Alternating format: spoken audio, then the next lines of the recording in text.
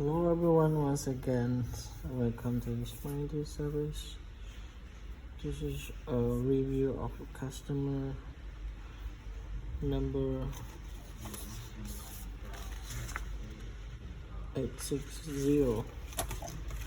This is the iPad 11-inch 2nd generation. The symptom that customer want us to check was the iPad. There's some water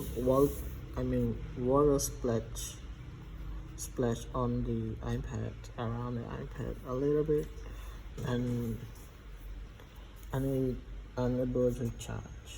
So after we test, there is the problem with the charging port. And we did replace the new one for customer, and now it's able to charge. Okay, if you have the same problem you have facing the iPad cannot charge, or maybe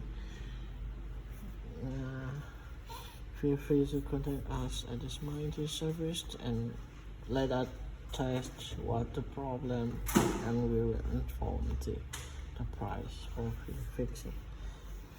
If you don't, okay, if you not agree, maybe the price was expensive and there will be no service charge for the test. Thank you everyone. Bye bye.